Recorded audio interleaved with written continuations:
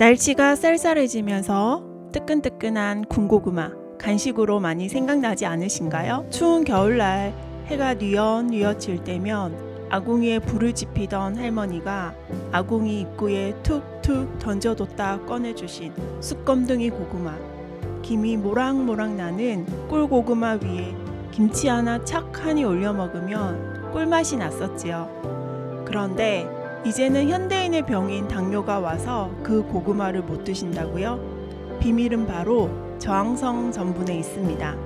달달한 고구마 혈당 때문에 걱정되셨다면 오늘 영상 꼭 끝까지 시청해주세요. 혈당 걱정 없이 고구마 드시는 법, 이 영상 하나로 끝내드리겠습니다. 오늘 영상도 끝까지 시청해주세요. 지금부터 시작합니다. 고구마는 조리 방법에 따라 혈당 지수가 크게 차이가 나는 식품이라는 거 알고 계셨나요? 농촌진흥청 자료에 따르면 똑같은 고구마라 하더라도 조리 방법에 따라 혈당 지수가 다르다고 발표를 했는데요. 생고구마의 혈당 지수는 55로 낮지만 찐 고구마는 71로 혈당 지수가 다소 올라가고 군고구마는 91로 흰 쌀밥과 비슷하게 높아진다고 합니다.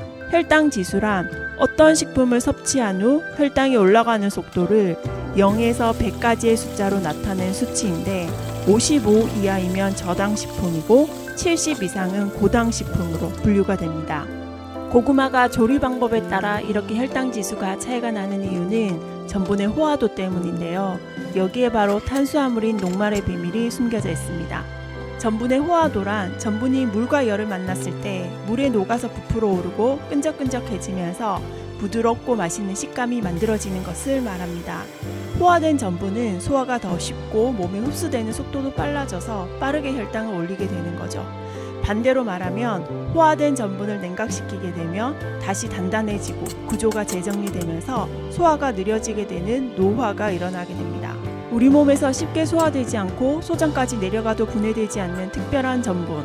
그래서 보통의 전분처럼 혈당을 빠르게 올리지 않고 식이섬유처럼 행동하면서 장까지 내려가 유익한 세균에게 먹이가 되는 전분을 저항성 전분이라고 합니다.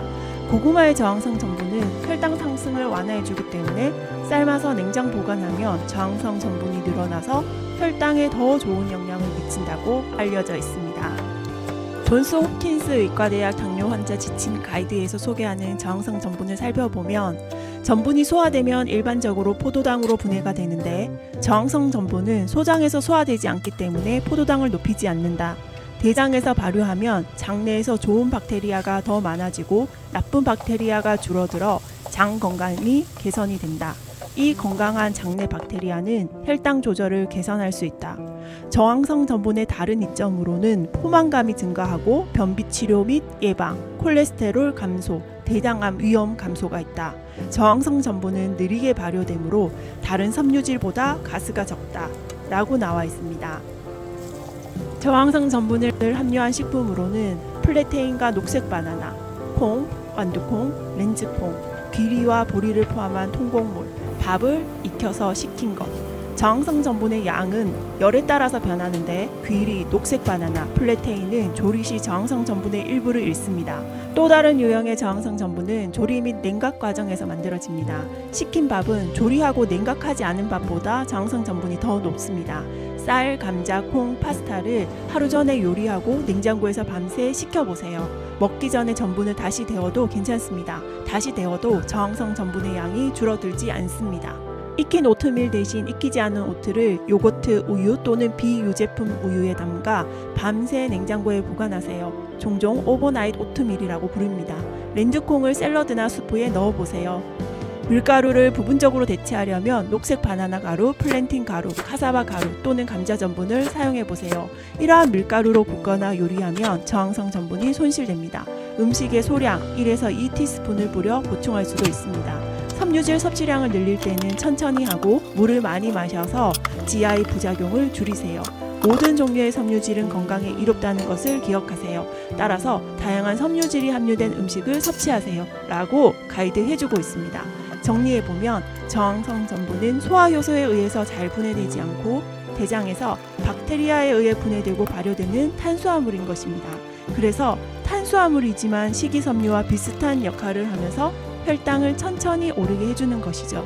고구마를 삶아서 냉장고에 하루 보관하면 저항성 전분이 증가하면서 혈당 조절에 큰 도움이 되는 것입니다. 2015년도 인도네시아 대학 연구에 따르면 상온에서 식혔을 때는 저항성 전분이 약 2배, 냉장고에서 식혔을 때는 약 3배가량 증가했다고 합니다. 하지만 차가워진 저항성 전분을 다시 데웠을 때 저항성 전분이 줄지 않는다, 아니다, 줄어든다 라는 의견은 분분한 것으로 나타났습니다. 하여 오늘의 실험은 삶아서 상온에서 식힌 고구마와 삶아서 냉장고에서 24시간 이상 보관했다가 전자레인지에 뜨겁게 데운 고구마를 먹어보고 혈당 비교를 해보았습니다. 고구마를 삶아서 상온에서 약 2시간가량 식혀서 먹었을 때 혈당의 변화는 식전에 108에서 1시간 후에 143으로 약 35가 증가하였고 2시간 후 136으로 약간 떨어졌습니다. 반면 냉장고에서 24시간 이상 보관을 하고 전자레인지에서 약간 뜨거울 정도로 데운 후 먹었을 때 혈당의 변화는 식전 111에서 1시간 후에 168로 57이 증가하였고 2시간 후에 113으로 전형적인 혈당 스파이크의 형태를 보여주었습니다.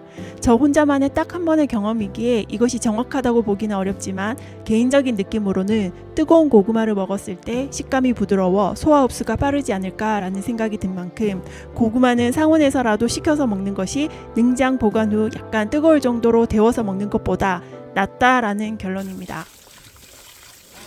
고구마 껍질에는 식이섬유, 칼슘, 안토시아닌 등 이로운 영양 성분이 집중적으로 함유하고 있어 깨끗이 씻어 껍질까지 먹는 것이 더 좋다고 합니다.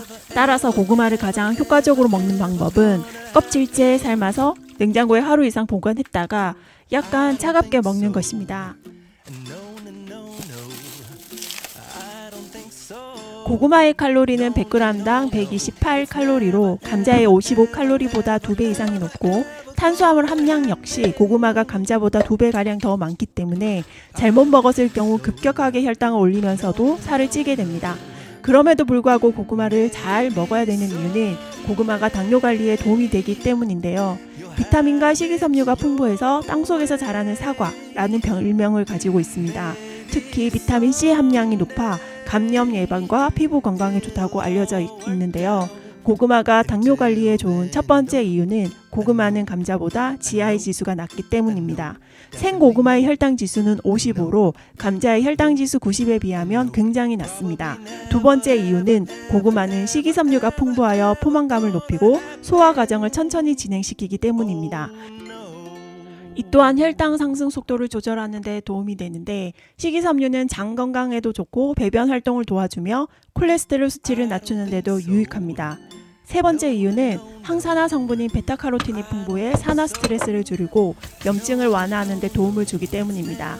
당뇨 환자에게는 체내 산화 스트레스와 염증이 여러 합병증을 유발할 수 있어서 이런 항산화 성분이 풍부한 음식을 먹는 것이 좋습니다. 네 번째 이유는 비타민과 미네랄의 공급원이기 때문인데요. 고구마는 비타민 C, 비타민 A, 비타민 E가 풍부하여 피부 미용에도 도움이 되고 면역력을 강화하고 체내 염증을 줄이는 데 도움을 줍니다. 특히 칼륨은 나트륨의 배설을 촉진하여 혈압을 내리는데 당뇨로 인해 혈압 문제가 있는 경우에도 유익합니다. 일본 도쿄대 의과학연구소 연구 결과에 따르면 고구마의 발암 억제율은 최대 98.7%로 가지나 당근, 샐러리 등의 항암 효과가 있는 채소 82종 중 1위였다고 합니다.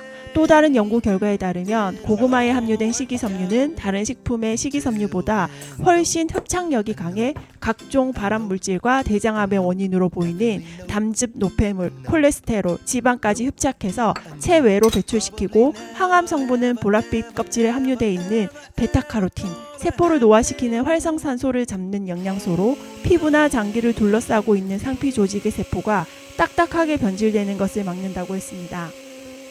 호박 고구마보다 밤 고구마가 당도도 낮고 식이섬유가 더 많기 때문에 저는 밤 고구마를 구입해서 껍질째 삶아서 냉장고에 하루 이상 보관해 두었습니다.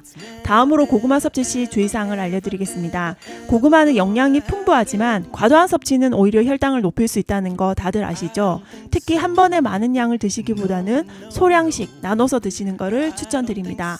또한 고구마를 튀기거나 설탕에 함께 조리할 경우 칼로리와 당분이 높아질 수 있기 때문에 반드시 주의하셔야 하고요. 굽는 것보다는 삶거나 찌는 것이 더 건강하다는 것도 꼭 기억해 주세요. 고구마에 알레르기가 있는 경우 섭취를 피해 주시고 고구마는 직사광선을 피해 서늘하고 건조한 곳에 보관해야 합니다. 잘못된 보관으로 인해 곰팡이가 생길 수 있는데 곰팡이가 생긴 고구마는 통째 버려주셔야 합니다. 마지막으로 가장 중요한 정성 전분. 밥도 지어서 냉장고에 보관했다가 드시기 전에 전자레인지에 데워 드시는 걸 추천드리고 고구마 역시 냉장고에 보관하셨다가 데워서 드시면 혈당 관리에 도움이 되신다니 꼭 이렇게 한번 해보세요. 오늘의 영상 도움되셨다면 좋아요와 구독 부탁드립니다. 감사합니다.